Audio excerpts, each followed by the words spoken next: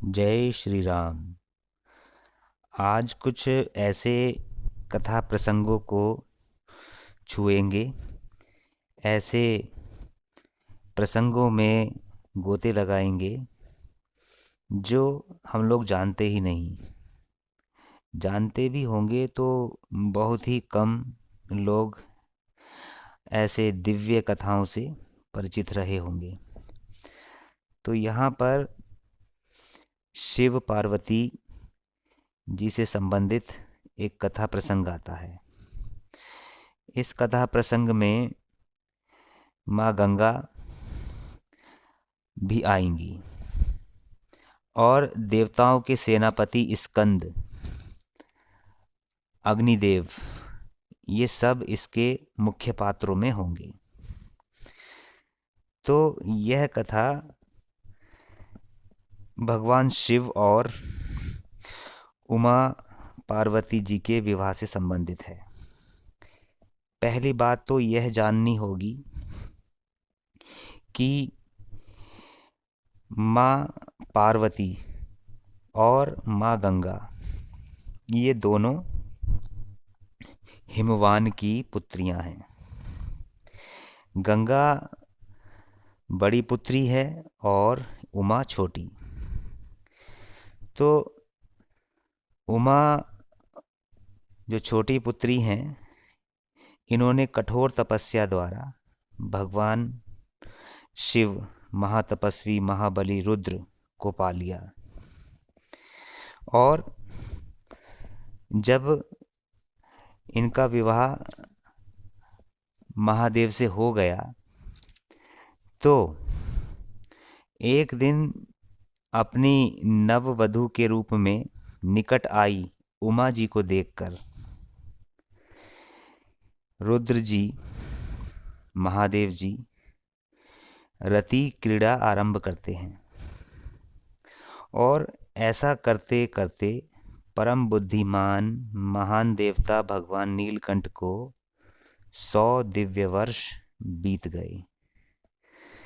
इतने दिव्य वर्षों के बाद भी उमा जी के गर्भ से कोई पुत्र नहीं हुआ। अब ये सारी बातें कहनी तो पड़ती ही हैं। यह सब देवताओं ने रोका हुआ था। इसलिए रोका हुआ था कि परम तेजस्वी माँ उमा देवी जी, जिन्हें पार्वती कहते हैं, सकल जगत की जगत जननी, और महान तपस्वी भगवान रुद्र, इनके तेज से जो संतान होती उसका तेज इतना अधिक होता कि कोई भी प्राणी, कोई भी ब्रह्मांड का कोई भी स्थान बचता नहीं, अर्थात उनके तेज को कोई सहन नहीं कर पाता। इसलिए देवताओं ने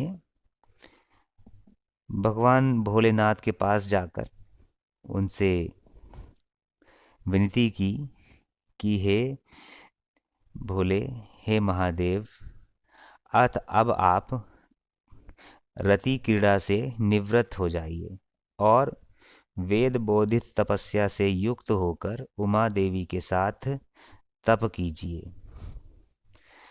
तो इस तरह से अब वह जो तेज भगवान के पास था वह प्रकट हुआ। अब उसे धारण कौन करे?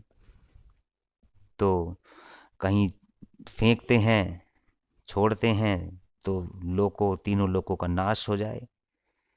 ऐसे में देवताओं का यह आग्रह हुआ कि हे सर्वलोक महेश्वर, इसे आप ऐसे स्थान पर रख दीजिए, अग्निदेव को दे दीजिए, वह इसको सही स्थान पर रख देंगे। तो महेश्वर जी ने, महादेव जी ने ऐसा ही कहकर अग्निदेव को अपना तेज समर्पित कर दिया। अब इसको धारण तो पृथ्वी ही करेगी। तो देवताओं का यह कथन सुनकर महाबली देवेश्वर ने अपना तेज छोड़ा जिससे पर्वत और वनों सहित सारी पृथ्वी व्याप्त हो गई। तो अब अग्निदेव आते हैं और अग्निदेव वायु के सहयोग से भगवान शिव के इस महान तेज को अपने भीतर रख लेते हैं। और अब होता यह है कि इसको किसके गर्भ में रखें। तब अग्निदेव माँ गंगा के पास जाकर उनसे विनती करते हैं, तो माँ गंगा स्वीकार कर लेती हैं और उनके माँ गंगा के हर स्रोत में भगवान रुद्र का तेज समाहित हो जाता है, परंतु माँ गंगा भी इसको धारण करने में असमर्थ हो गई। इस पर माँ गंगा ने कहा कि मेरा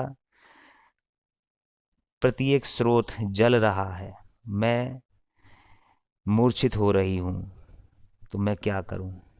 इस पर अग्निदेव ने उन्हें कहा कि आप हिमालय पर्वत पर पार्श्व भाग में इस गर्भ को रख दीजिए। और ऐसा ही किया। हिमालय के पार्श्व भाग में उस गर्भ को स्थापित करके माँ गंगा आ गई। तो यहाँ पर अब ये गर्भ प्रकट हुआ। इसका प्रकट होना देवताओं के लिए हर्ष का विषय हुआ। अब इस महातेजस्वी बालक को दूध पिलाने के लिए सभी देवता उपस्थित हुए। तो ये जो बालक हुआ ये रुद्र जी का अंश था, माँ उमा जी का अंश था। उन्हीं के स्खलन से इस बालक का जन्म हुआ था और इसीलिए इसका नाम स्कंद पड़ा। इस बालक को दूध पिलाने के लिए देवताओं ने 6 कृतिकाओं का नियुक्ति की। तो ये 6 कृतिकाएं बोली कि आज से ये हमारा पुत्र हो। ऐसी सुनिश्चितता लेकर 6 की 6 कृतिकाओं ने इस बालक को अपना दूध पिलाया और इस बालक ने भी 6 मुखों द्वारा अपनी 6 कृतिका माताओं का स्तनपान किया। और उस एक दिन में ही इस बालक ने तारकासुर का वध किया। क्योंकि कृतिकाओं ने अपना दूध पिलाया था, इन्हें पाला, इसलिए इस बालक का नाम कार्तिकेय रखा गया। तारकासुर को मारने के बाद ब्रह्मा जी ने इस बालक को देवताओं का सेनापति घोषित किया। तो इस प्रकार देवताओं के जो सेनापति हैं उन्हें स्कंद बोलते हैं। और ये स्कंद और कोई नहीं, भगवान कार्तिक है, जो भगवान श्री गणेश जी के बड़े भाई हैं। महारुद्र, महाबली, भगवान शिव, महातेजस्वी, माता पार्वती जी के बड़े पुत्र हैं।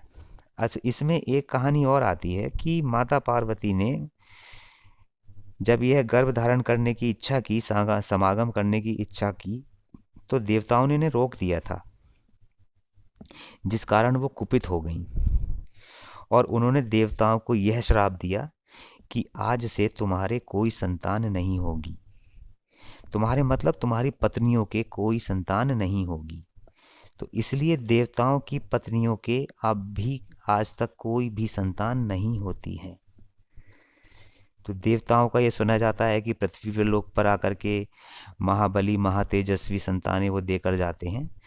तो देवता इस श्राप से अभी तक ग्रसित हैं। परम तेजस्वी माँ उमा का वह श्राप कभी व्यर्थ नहीं जाता। तो ये हमारी पौराणिक कथाएं हैं। और आपने इसमें ये भी जान लिया होगा कि जो हमारी माँ गंगा हैं उनका माता पार्वती से और भगवान शिव से किस प्रकार का संबंध है, और कार्तिकेय जी से उनका कैसा संबंध है, पुत्र का संबंध है।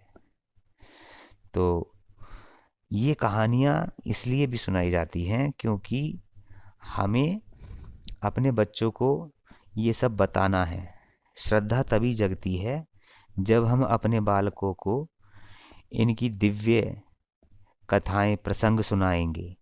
जब आपने अभी तक अपने बालकों को दिव्य प्रसंग, दिव्य कथाएं सुनाई ही नहीं हैं, तो वो कैसे माता पार्वती, भगवान शिव और माँ गंगा को, कार्तिक भगवान को कैसे श्रद्धा रूप में देखेंगे।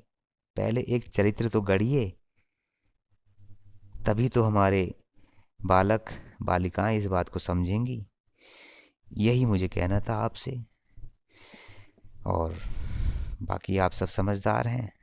अपने बालकों को ऐसे कथा प्रसंग सुनाते रहिए, चाहे अपने स्तर पर सुनाइए या किसी अन्य संत महात्मा के मुख से अपने बालकों को परिचित कराइए, परंतु अपने बालकों को परिचित अवश्य कराइए। यही मुझे कहना है। सभी धर्मों के लोग अपने अपने बालकों को दीक्षित करते हैं, परंतु सनातन में न जाने क्या हो गया है। माता पिता का ही प्रथम कर्तव्य होता है समझाने का, दिखाने का। अब कहा भी क्या जाए जब माता पिता को ही चरित्रों के बारे में पता नहीं है। कैसी कैसी कथाएं हैं महान। तो पहले आप ही को तैयार होना पड़ेगा। जब आप तैयार हो जाओगे तब ही तो आप बालकों को बता पाओगे। याद कीजिए, आपके माता पिता ने आपके लिए कितने चरित्रों का निर्माण किया था, कितनी कथाएं आपको सुनाते थे, कितनी कथा पंडालों में आपको ले लेकर जाते थे, लेकिन आप तो घर में भी नहीं बता पा रहे हो। जय श्री राम।